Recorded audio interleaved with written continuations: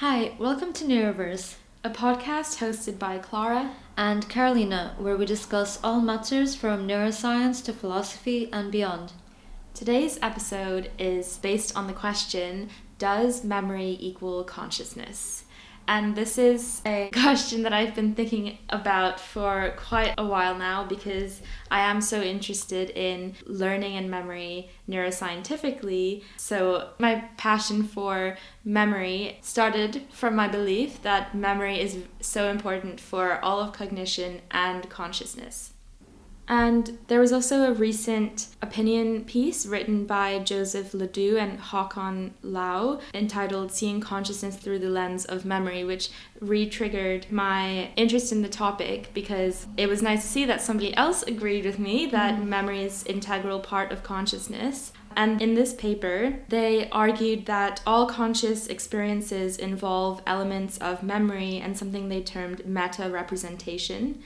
And I thought it was a really interesting way that they framed this argument, so I'll just go ahead and explain it a bit. Yes, please do. So they describe how consciousness emerges from external stimuli being processed at lower order and higher order levels. And in terms of higher order processing, we create representations in our minds, and you can think of these representations as being encoded memories. And so, to give a real-life scenario, say you look at a red apple. You can think of the information you get from this red apple as being of three different types. One is the sensory input, so the redness of the apple that is sort of unconsciously perceived because you've learned over time to recognize red and redness. And you also get a sensation of red, which is sometimes termed qualia.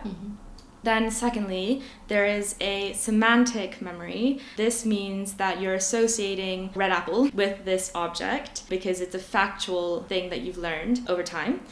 And then thirdly, you have an episodic memory, which is the experience of seeing an apple being remembered. So it's the, oh, I've seen this before, this is a red apple kind of thought process. And a time element as well, right? Definitely. Yeah, it's happened in the past. And also you may then go on in the future to use this experience of seeing an apple to anchor yourself in time and be like, oh, remember that time I saw that red apple? Yeah.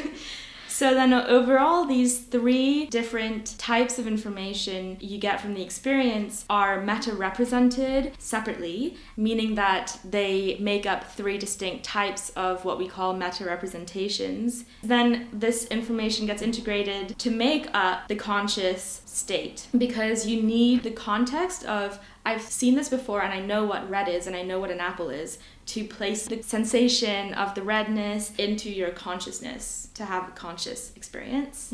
I love it. This reminds me so much of our spatial cognition episode where we talked about the MEC being responsible for navigation and spatial cognition, which heavily relies upon the inputs from the lateral and trianal cortex, which contain a lot of contextual information, such as the placement of the object or the smell in the room or what sequence of events occurred in order to be able to encode that memory correctly.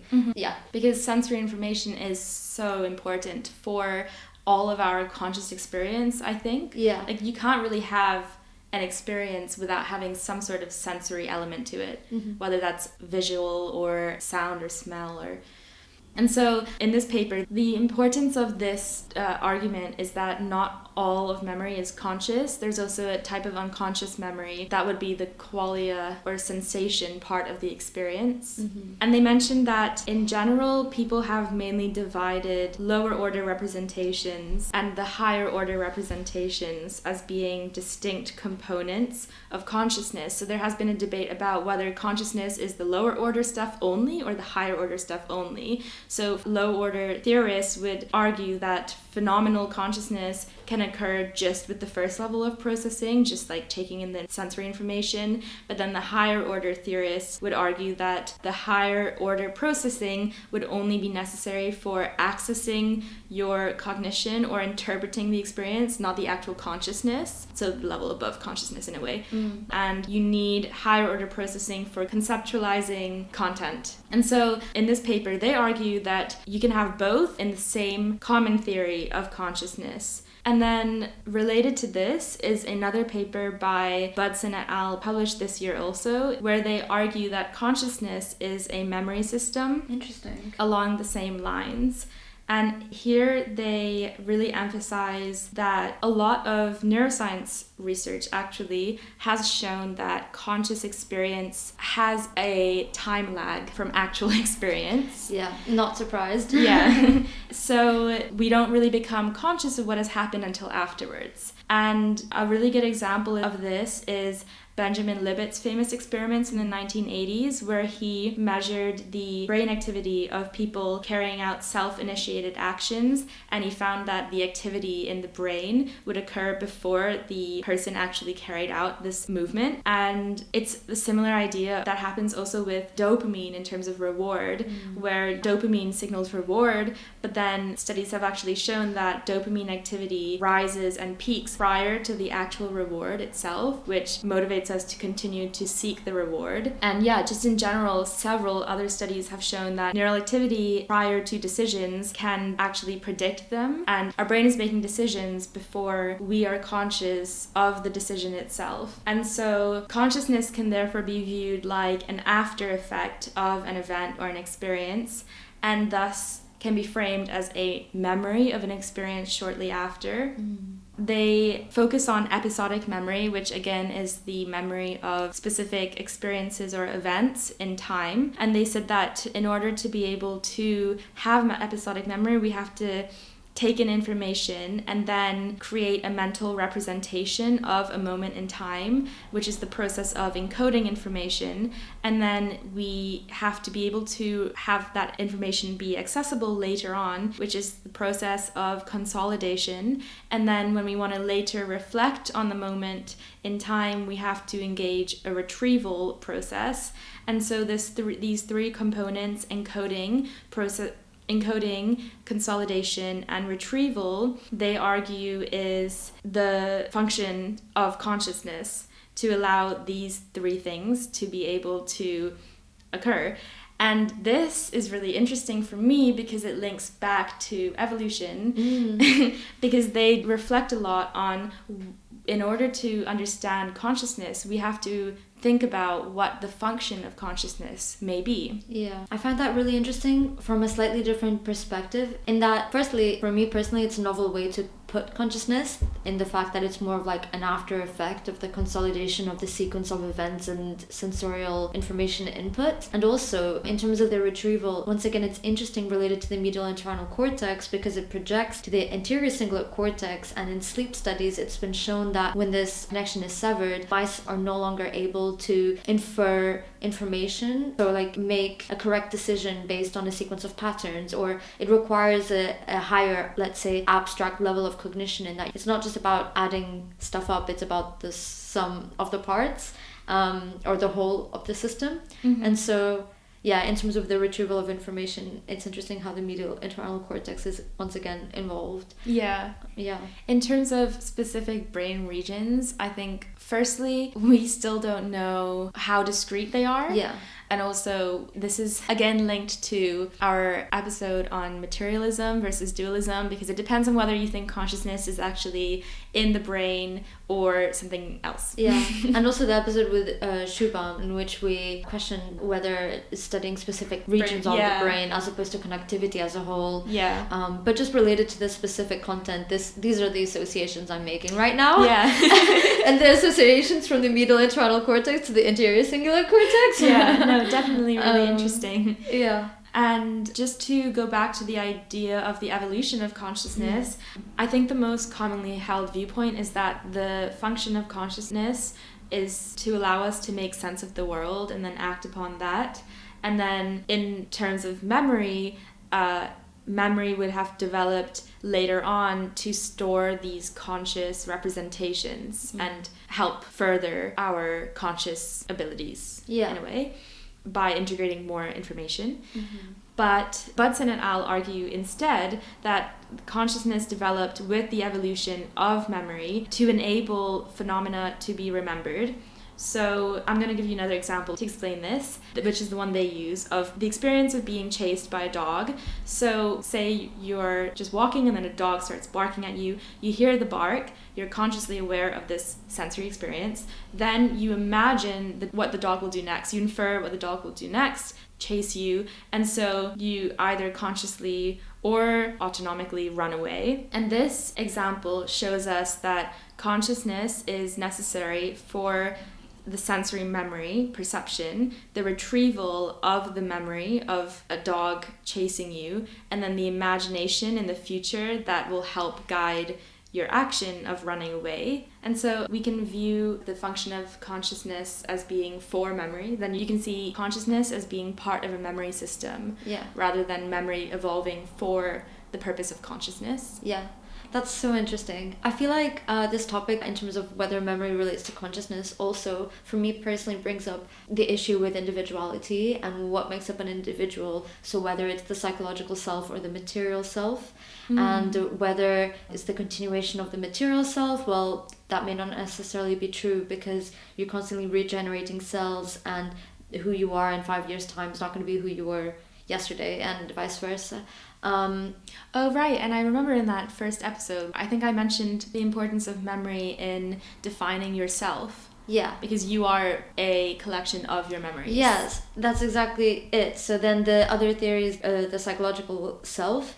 However, there are still a lot of issues with that theory in terms of continuity. And Locke was one of the first modern philosophers to conceptualize this theory of consciousness as self-identification. And he suggests that one's personal identity extends only as so far as consciousness. And his argument is that in order to be a self, one must be a thinking thing.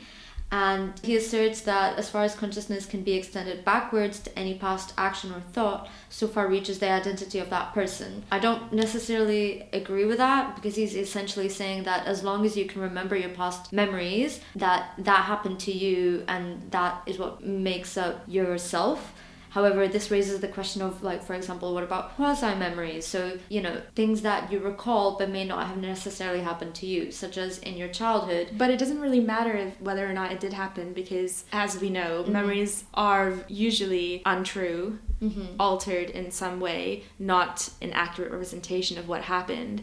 Yeah. And then sometimes that's very obvious, but sometimes it's less obvious. Okay. But ultimately, we still identify with what we remember, not with what actually happened. Okay, so you think that the validity of the memory does not actually matter in terms of personal identity? Yeah, I think that whatever your memory is influences your identity, not whatever the memory should have been. Yeah. But that's also interesting, because the way he said it mentioned like memory and time, which again links specifically to episodic memory, the memory of events. Yeah, it's interesting though, because he believes that memory is a necessary and sufficient condition.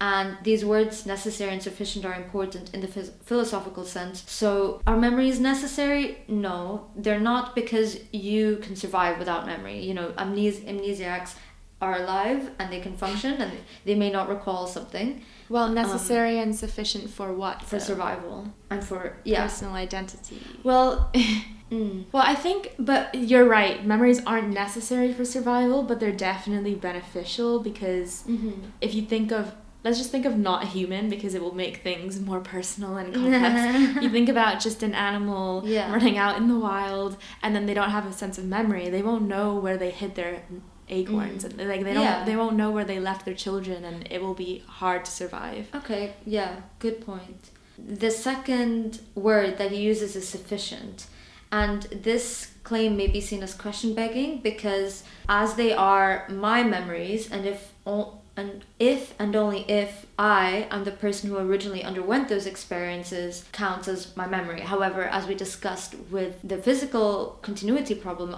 I may not be the same person as I was yesterday. And so who am I, in a way, to hold and experience those memories? And Reed also makes the point that what makes a memory is not the memory itself, but it's the fact that I experience this memory and that they are mine. But once again, this raises the question as to what makes up who I am as a person in the first place. So he's not concerned about the actual continuity of the memory. It's about the fact that they're mine, and that it was me who had that memory.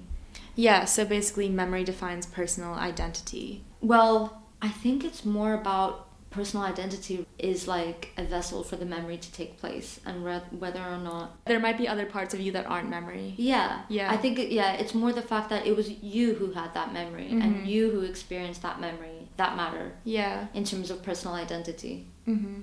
Doesn't this agree with Locke? No. The difference is that Locke cares about the memory itself, not necessarily who had those memories. Because in, for example, a body swapping experiment, like the memories can swap bodies, but it doesn't matter who the vessel was for the memory. It's the memory that matters, as opposed to that it happened to a specific person.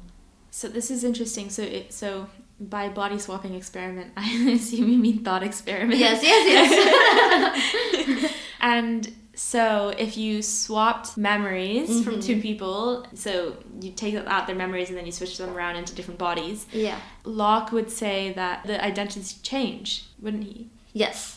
And Reed would say that the memories now belong to somebody else. Yes. But then how does this influence personal identity though? How would the identities change?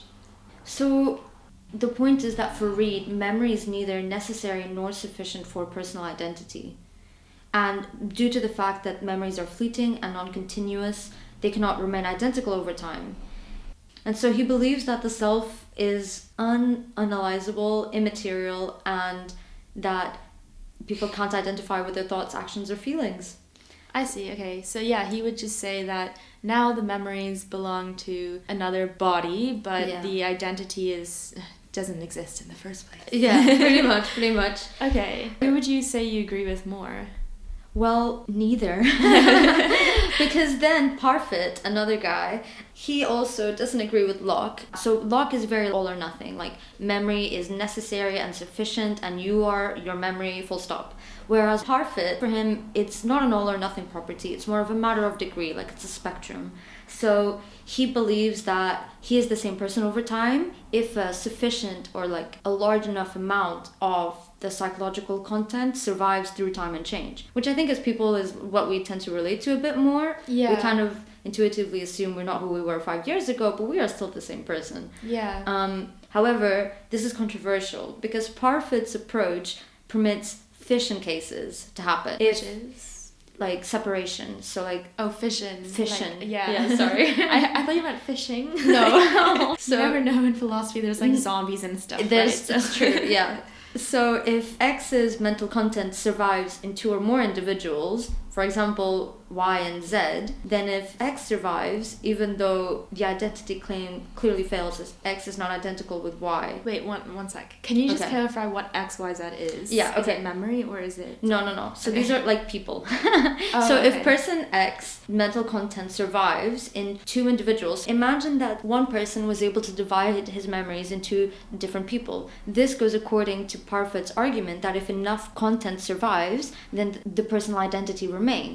But now it feels counterintuitive. How can there be two different people of the sameness in terms of personal identity if, according to Parfit, enough content survived? But then one person's memories or identity would never be split into two. So it's not a problem in the real world. It's not a problem, but it speaks to the flaw of the argument in that we believe we are the same person over time if a sufficient amount of our psychological content remains the same. But over time, we grow up and we change. So what remains consistent? What is the personal identity? Okay, we can say it's our psychological self, but our psychological self is not continuous. It's full of false memories, which may or may not matter.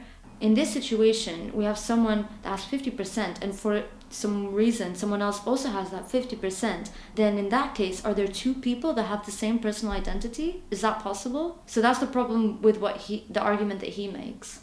Yes. Okay. But I still agree with him very strongly. I don't agree with this critique. You don't? No, because our psychological states do change continuously. Yeah. And so that enables our personal identities to remain. What is the personal identity then? The personal identity is the constant of the change. Like, okay, I like that.